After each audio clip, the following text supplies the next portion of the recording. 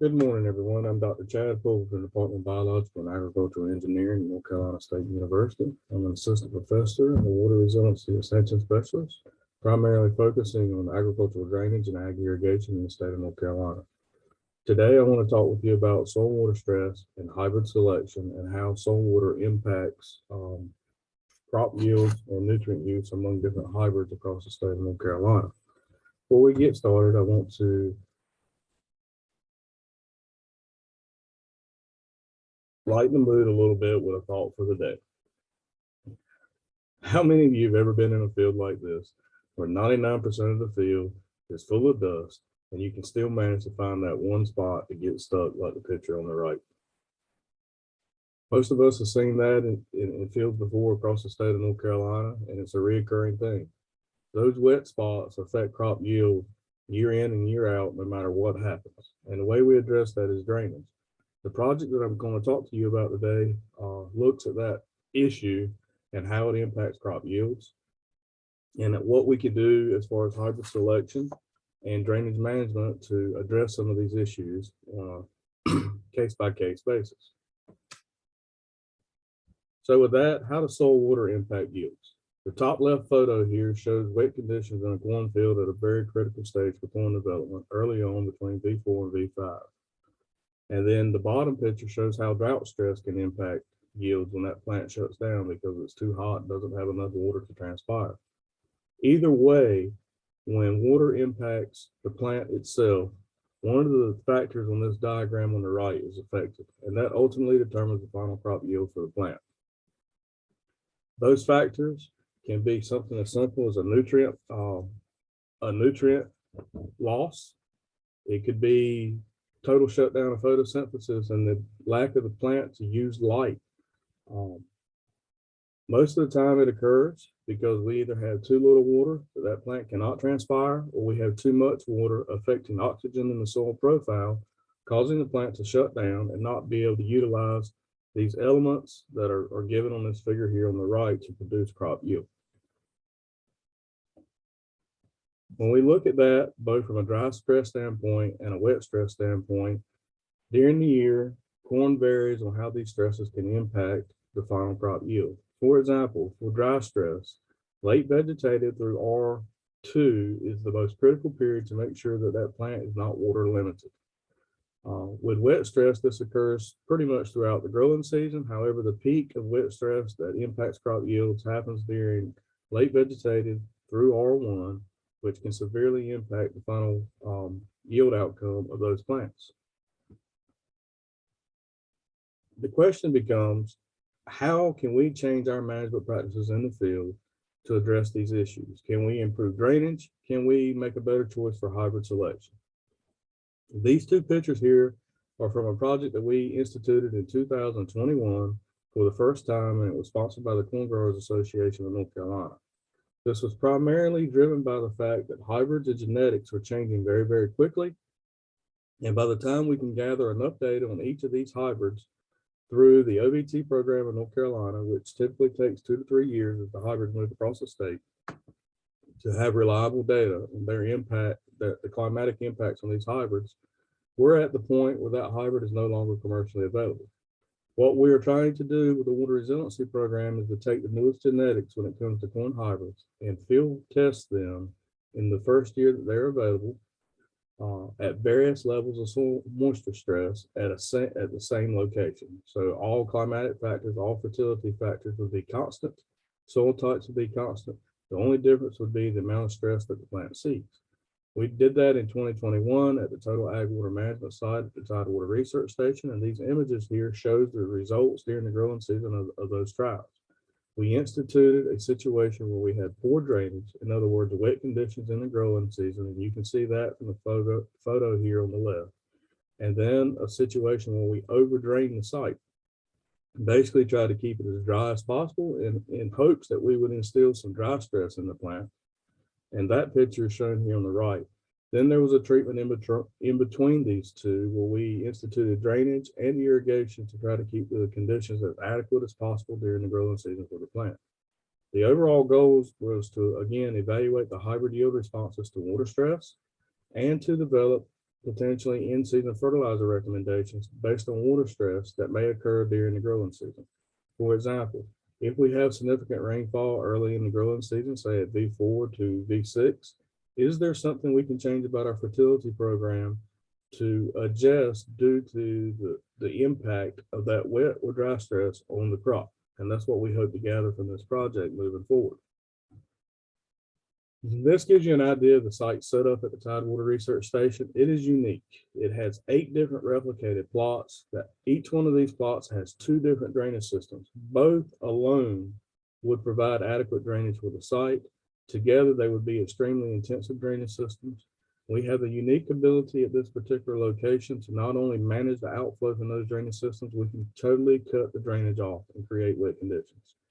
In addition to that, we can sub-irrigate through the drainage system so we can apply water back to the plots.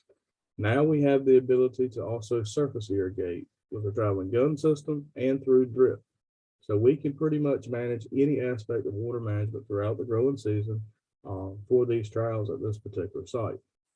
We're able to document all outflows from the site, including nutrient losses, and what's going on with the subsurface water table and the soil water conditions in the unsaturated soil rooting zone for these plants. In 2021, we had an interesting year at the Tidewater Research Station. For most of North Carolina, we had almost an ideal growing season. That was not the case at the Tidewater Research Station. We had over 32 inches of rainfall during the growing season, and we typically have anywhere from about 21 to 24 inches during most growing seasons. So we were 68% above the normal. We were in an extremely wet year to have this trial. As a result of that, we saw very little dry stress, even in our treatment where we were over draining. The diagram you see here is the results of what happened to the shallow groundwater table below the root zone. The area in pink represents the top 1 foot of the soil profile. And this is where most of our roots are for corn. Anytime you see either one of these lines go up into this pink area, we're seeing wet stress in the growing crop. The blue line represents our poor drainage condition, where we basically limited drainage unless this occurred. The water table came within that 1 foot of the soil surface. The red line was our intensive drainage treatment, where we had 2 drainage systems working simultaneously at the site. You can see that early on, we did have a little bit of stress in that treatment, but later in the growing season, we limited that stress to almost none, even with the highly intensive rainfall events. What happens to a plant when this occurs, when the water table goes up in that 1 foot, there is no oxygen in the soil. The plant begins to shut down, and it begins to limit the ability of that plant to uptake nutrients, to take in light, and to complete photosynthesis, because it's basically drowning. So this is how we impose the wet stress in 2021 at that particular site. Again, we had 2 periods with significant wet stress during the growing season. The first one came in late May and early June, when the plants were at between V5 and V6, a critical stage for corn production. And again, at reproduction, when we were trying to fill out that ear that was produced on the plant as we were getting ready for harvest. So with that being said, this diagram on the upper left kind of shows the impact of stress. What I did was count the number of days that the water table was within that top 1 foot of the soil profile for each of these treatments. Under our poor drainage conditions, which would be representative of potholes in the field, river bottoms, areas that are tidal control that don't have very good outlets or need to be pumped. That's typically what you would see in a poor drainage scenario, versus intensive drainage, where you would have extremely good drainage in the field. You may have sandy soils that move water quite well through the field. It's typical of areas that would need additional irrigation. You can see that in this case, there was very little wet stress after we had that initial period back at V5 and V6. Only about 5 days, if we move down to the bottom right chart, for our great drainage scenario, where we were trying to keep things almost perfect. We were using an economical drainage system, just one of those 2 drainage systems. We doubled the number of wet stress days to about 11 for that particular treatment. And for our wet treatment, which is this blue line, we had 6 times as much wet stress as having good internal drainage. approximately 33 to 34 days during the growing season. The effect on corn yields was obvious. We had 14 corn hybrids that were replicated from 3 different maturity groups 4 times in each of these treatments. And it's when this data came out at the end of the growing year, it was very clear how much wet stress has an impact on crop yields. Under that intensive tile drainage system where the drain spacing was 37.5 foot, we averaged across all 14 hybrids, all 3 maturity groups, 180 bushels per acre. Under our economical system, we dropped a little bit of yield, but again, the system was 1/2 of the drain spacing at 75 foot. So this would be pretty much our middle of the road type drainage situation on our farms.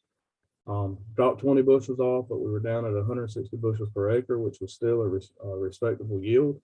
However, under poor drainage scenarios where we don't do anything to impact drainage, we significantly reduce crop yields across all 14 hybrids to 108 bushels per acre. That was a net loss in yield of 72 bushels per acre by not having good drainage at the field level.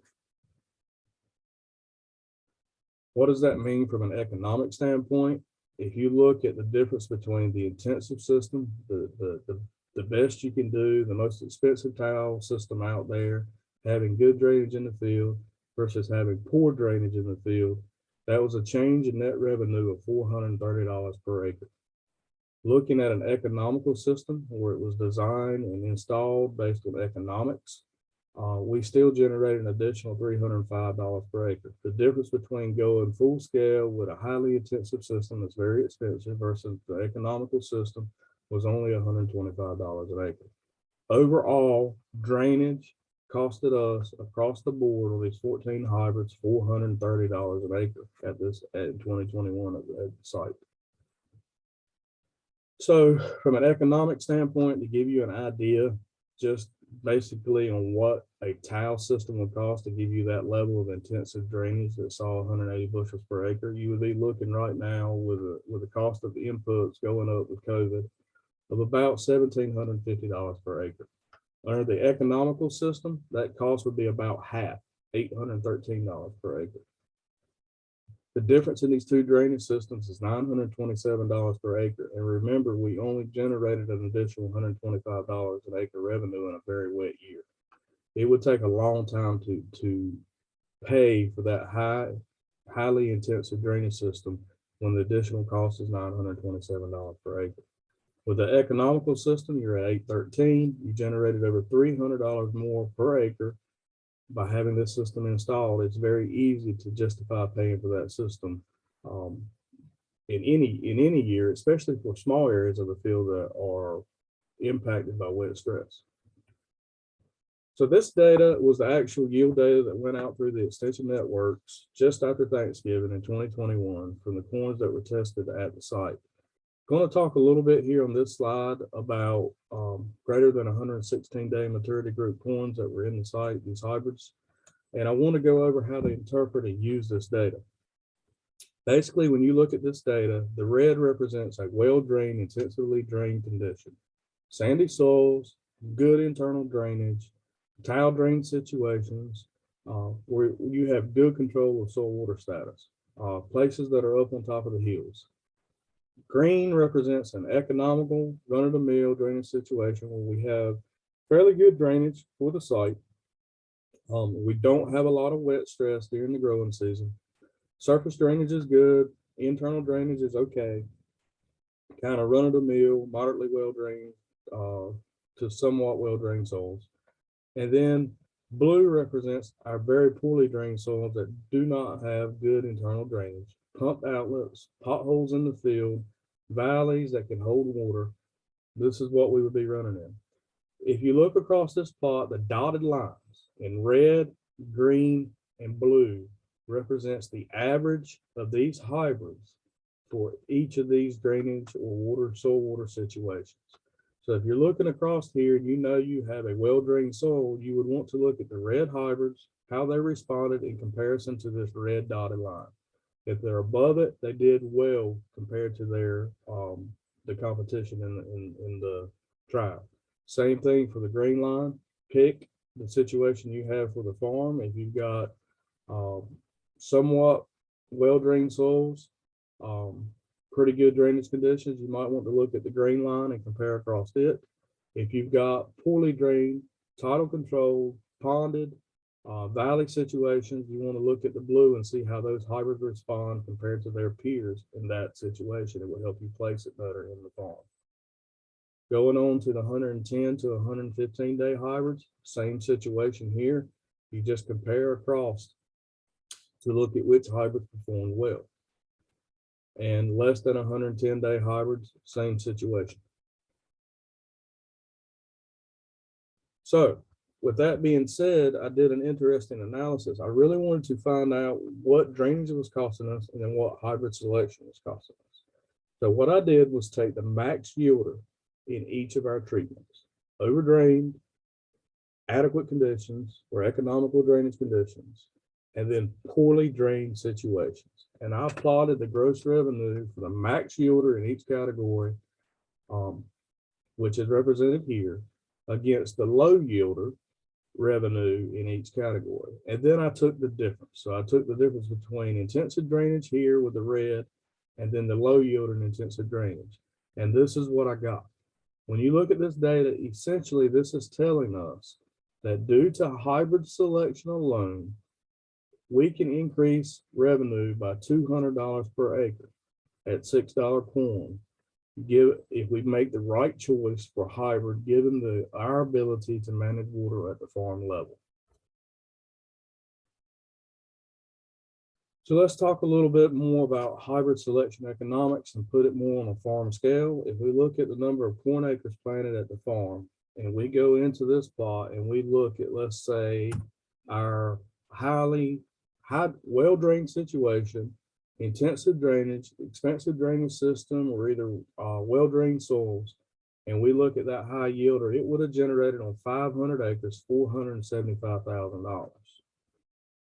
If we go to using the economical system, which is half the cost, the difference in revenue over the 500 acres is only $25,000. That doesn't pay for a $800 increase in the tile drainage system per acre. But looking further at the economical situation, and we go to the low yielder, this is picking hybrid. Just in the choice of hybrid selection alone on 500 acres, there's a net difference of $100,000. This is how important picking the right hybrid for your ability to manage water is. Now, if we carry that and go look at the poor drainage situation where we don't make any drainage improvements, but we pick the right hybrid, we would generate $325,000 per acre. This is a $125,000 difference between picking the best hybrid for each situation and improving the drainage. So making a drainage improvement on 500 acres of land could have generated an additional $125,000 an acre. So that hopefully addresses the economic importance of this. Now I want to talk a little bit about what factors affect final corn yield and how water stress impacts that. You've heard Dr. Heiniger at many meetings talk about the factors that affect corn yield. One of those is row number. Another is kernels per row. Of course, the number of ears in the field matters, but for this test, the number of ears were consistent. We planted these plots at 32,000 plants per acre. So we don't have a change in population. But the other factor that affects crop yield is final kernel weight. And these are some images from different hybrids based on water stress at these plots. And you can see there are considerable differences here on the number the size of the ear compared to this other one on the right over here. But there's also a difference in kernel size between these two hybrids. So what we want to get to with this data is analyzing the hybrid's impact on yield. So for example, if we know that we may experience stress at a different part of the growing season, we may be able to select a hybrid based on its ability to maintain number of rows, maintain kernels per row, and its ability to finish out the kernel weight at the end of the growing season.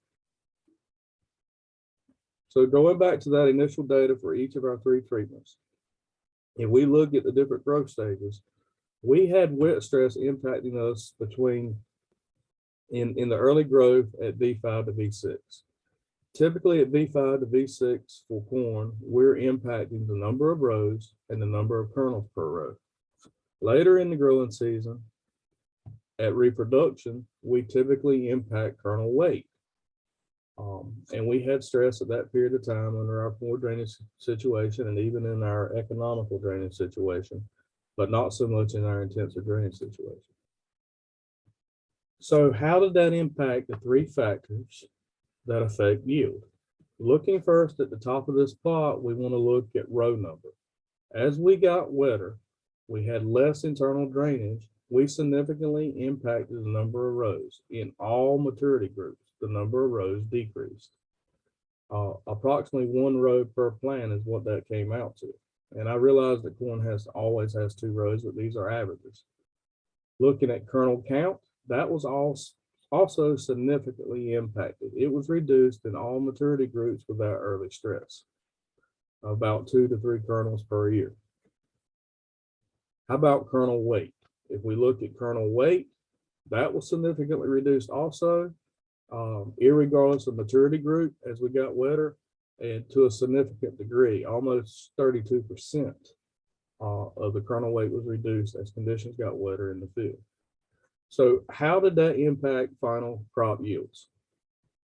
32% reduction in weight. Our maximum average yield was 180 bushels per acre times 0.32 means that due to kernel weight loss in the hybrids, we dropped 58 bushels per acre. 1 row reduction at 30 kernels, and I told you 32,000 was actually 34,000 plants per acre. So we dropped 1 row at 30 kernels, 34,000 plants per acre. Assuming the kernels is 86,000 per bushel, we dropped 12 bushels per acre due to losing that row due to wet stress. So with that, we're at 70 bushels per acre. Remember, for my initial plot, we had dropped 72 bushels per acre. Dropping off a few kernels, which was significant, 2 to 3 kernels made up that difference of 2 bushels per acre. So that's where our yield loss was coming from. The primary proportion of it in 2021 came from a reduction in kernel weight at the end of the growing season. So how were the individual hybrids impacted by that? This is the same type data that I showed earlier on. We're looking at row number, and you can look through this data and figure out what hybrids were able to maintain rows compared to other hybrids based on that early season stress, and given the soil water status condition that was out there. So hopefully you can go through and figure out what kind of situation you have on your farm from a drainage standpoint and pick a hybrid that's going to maintain rows if it sees early season stress. Looking at number of kernels per row, similar situation. You can go through this data and pick the hybrid that can maintain the kernels per row. And keep in mind what impacted yield the greatest for us in 2021. Now looking at kernel weight, which is another important factor because we saw that reduced yield by 58 bushels. It was a 32% reduction in weight. We want to also find a hybrid that's going to maintain kernel weight. In the best case scenario, we would hope to find a hybrid that would maintain kernel weight, maintain kernel rows, and maintain kernel counts.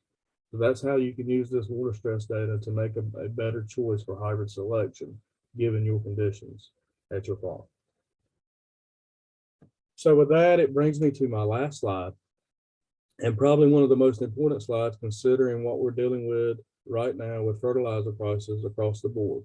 Nitrogen prices are pretty much at historic high levels. Basically, 1 pound of nitrogen is costing us about $1 a bushel right now at current prices. What was interesting from the data in 2021 was that the better the soil water conditions, the ability of us to reduce stress, meaning being able to make sure that water conditions was as adequate as possible to enhance plant growth, we saw significant increases in efficiency. So with that being said, if we look only at the intensive drainage spot compared to that poor drainage spot, the best case scenario for water management in 2021 versus a worst case scenario in the field, What we saw was that improved drainage, significant improvements in drainage in this wet year, improved plant nitrogen uptake by 27% with all hybrids in 2021. We were seeing efficiencies anywhere from 0.7 to almost 0.87%, meaning we were using about 87% of the nitrogen that was applied in the plant biomass or in the plant grain that was leaving the field. In comparison to the poor drainage situation, we were down at 0.42 to approximately 0.6, depending on the hybrid. What this means is we're basically, by not making improvements in drainage, in soil water status at the field, we're losing about 30% of the nitrogen due to poor plant growth and poor utilization of it. So these plots had, for the sake, a little over 200 units of nitrogen put on those across the board. We'll use that number at 200 pounds of nitrogen. The fact that we had improved drainage gave us a 27% increase. We're going to round that to 30. So essentially 60 units of nitrogen were utilized by these hybrids under the intensive drainage system that was not utilized under the poor drainage system. At $1 a pound, that's an additional $60 in revenue that was utilized by the crop that you could recapture by making drainage improvements. And that's pretty much the take-home message from the presentation today. With that, I'm open to questions. Feel free to reach out to me anytime at this email address. Here's my cell phone number. You can reach out to me anytime at that phone number, and I'll be happy to address any questions you may have. Also like to acknowledge the people that have made this work possible, including the Corn Growers Association, my graduate students, and my technician has been working on the project, this great staff at the Tidewater Research Station, and of course, the other people that have been part of this grant, the other PIs on this grant, including Ron Heiniger and Luke Gataboni, and Dr. Heiniger's technician, Mr. Ben Winslow. I hope you have a prosperous 2022. And if you have any questions, again, feel free to reach out to me at this contact information. Thank you so much, and hope everyone has a good year.